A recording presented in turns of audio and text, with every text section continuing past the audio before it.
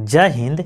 विद्युत आवेश क्या है, विद्युत धारा क्या है, विद्युत विभव, ये सब के बारे में हम इस वीडियो में जानते हैं। आइए देखते हैं कि विद्युत आवेश क्या है।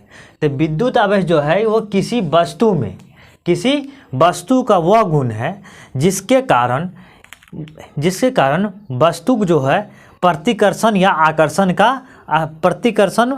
आकर्षण बल का अनुभव होता है। प्रतिकर्षण बल या आकर्षण बल का अनुभव होता है। जैसे कि प्रतिकर्षण बल कि एक दूसरे का धकेलना, और आकर्षण क्या होता है, एक दूसरे का अट्रैक्शन करना, रिपल्सन और अट्रैक्शन। ये बल जो ये फोर्स को अनुभव जो होता है वह विद्युत आवेश के कारण होता है। विद्युत आवेश के कारण होता है। विद्युत आवेश जो है वो हर एक वस्तु में निहित होती है। इसे न तो नष्ट किया जाता है और न ही उत्पन्न किया जाता है। सिर्फ इसे रूपांतरण या स्थानांतरण किया जा सकता है। तो विद्युत आवेश की उत्पत्ति कैसी होती है, विद्युत आवेश की उत्पत्ति कैसे होती है। तो विद्युत आवेश जो है कैसे उत्पन्न होता है, जैसे हम लोग जानते हैं कि सभी पदार्थ एक छोटे छोटे कणों से मिल परमाणु कहते हैं। हम लोग जानते हैं सभी पदार्थ एक छोटे छोटे कणों से मिलकर बने होते हैं, जिसे परमाणु कहते हैं, एटम कहते हैं। कोई पदार्थ जो होता है वो छोटे छोटे कणों से मिलकर बने होते हैं, जिसे परमाणु कहते हैं। इस बात को पुष्टि डाल्टन ने किए थे। बाद में रदरफोर्ड वगैरह आए थे। तो चलिए जानते हैं कि आवेश उत्पन्न होता कैसे है। जब वस्तु को एक दूसरे पर रगड़ते हैं, तो वस्तु किससे मिलकर बनी होती है, परमाणु से। ऐसे भी परमाणु क्या होता है, विद्युत इलेक्ट्रिकली वो न्यूट्रल होता है, उदासीन होता है। परमाणु क्या होता है, उदासीन होता है। जब हम किसी वस्तु पर दूसरी वस्तु को रगड़ते हैं तो वस्तु से क्या होता है, कुछ इलेक्ट्रॉन का आदान प्रदान होता है। मतलब कि कुछ इलेक्ट्रॉन उसमें चला जाता है, उसमें से इसमें चला जाता है। मतलब कि एक वस्तु से दूसरे वस्तु में इलेक्ट्रॉन ट्रांसफ़र हो जाता है। तो जिससे क्या होता है, वस्तु आवेशित हो जाता है, जिससे आवेश उत्पन्न हो जाता है। मान लीजिए कि जैसे हम बाल में कंघी लगाते हैं, उसको रगड़ते हैं और वो किसी कागज़ से सटाएंगे तो कागज़ क्या होता है, उससे चिपक जाते हैं। क्यों? क्योंकि वो आवेशित हो चुके हैं, उसे चार्ज आ चुका है। तो चलिए अब देखते हैं हम आवेश की कितनी प्रकृति होती है। तो आवेश की दो प्रकृति होती है। एक होता है धन आवेश यानी कि पॉजिटिव, दूसरा होता है नेगेटिव। एक होता है पॉजिटिव, दूसरा होता है नेगेटिव।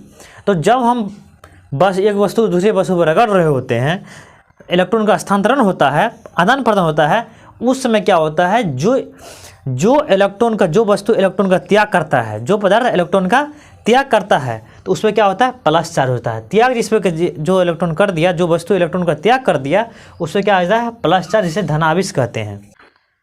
जैसे कि सोडियम को देखिए, सोडियम क्या आता है, Na। इसका एटॉमिक नंबर कितना है, 11। एटॉमिक नंबर कितना है, 11। इन्होंने क्या किया, एक इलेक्ट्रॉन को ये त्याग दिया, ये बना लिया Na+, इस पर प्लस चार्ज हो गया।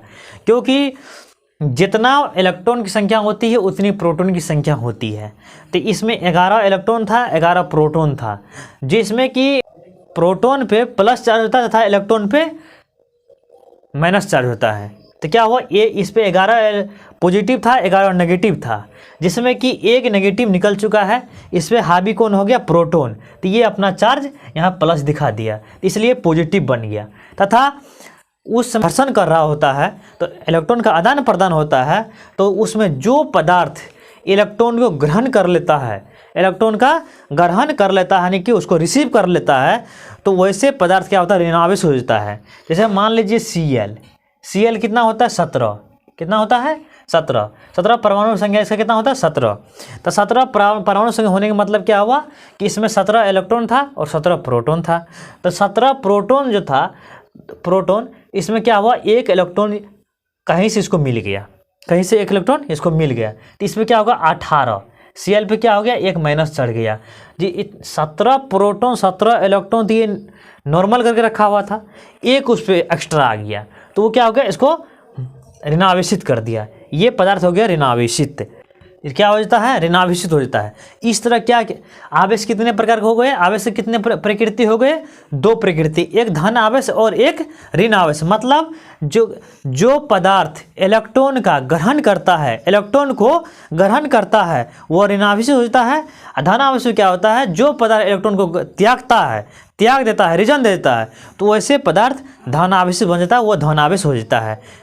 आप लोग इसका स्क्रीनशॉट लीजिए। लोग आगे देखते हैं कुछ इसके छोटे छोटे शब्द को, जैसे कि चालक। चालक क्या होता है, तो जिससे होकर विद्युत धारा एक सिरे से दूसरे सिरे तक जाता है, एक छोर से दूसरे छोर चला जाता है, तो वैसे पदार्थ को हम चालक कहते हैं। वैसे पदार्थ को हम चालक, जिससे विद्युत आवेश एक सिरे से दूसरे सिरे तक ट्रांसफर प्रवाह होता है, तो वैसे पदार्थ को हम चालक, जिसमें सभी धातुएं आदि सोना चांदी लोहा ये सभी चीज़ क्या करते हैं, विद्युत धारा को, विद्युत आवेश को एक सिरे से दूसरे सिरे तक प्रवाहित करता है।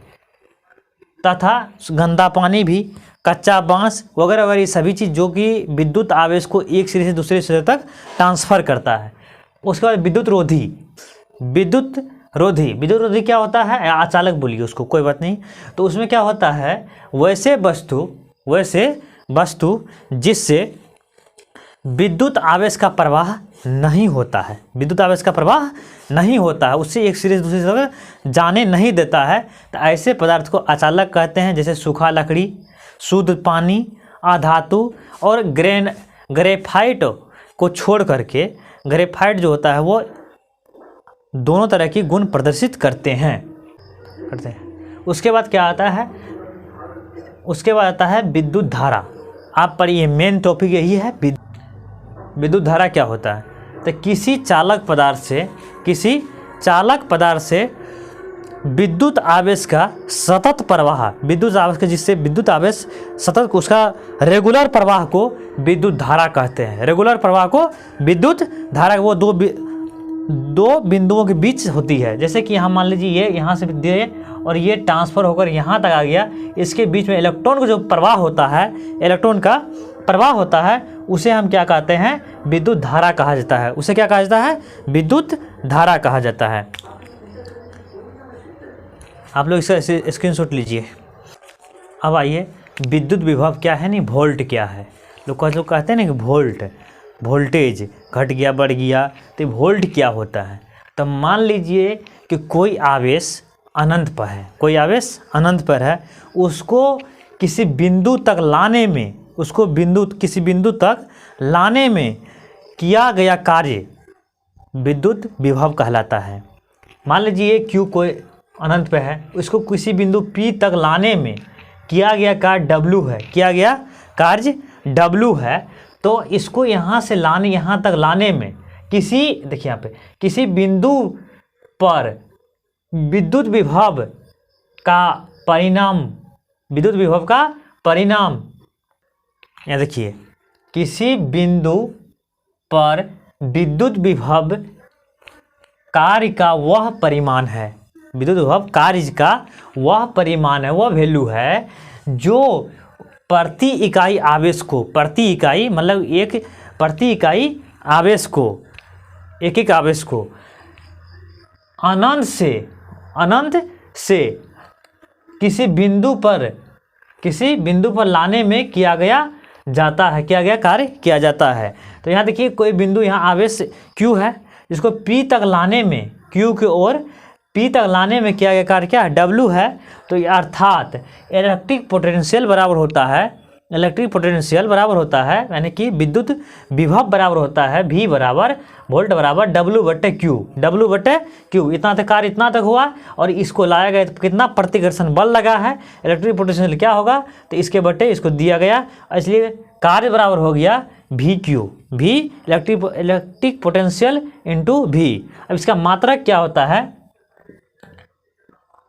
वोल्टेज का मात्रक होता है V इक्वल क्या उतना होता है कि कार्य का मात्रक कितना है, जूल बाय Q का मात्रक कूलम होता है।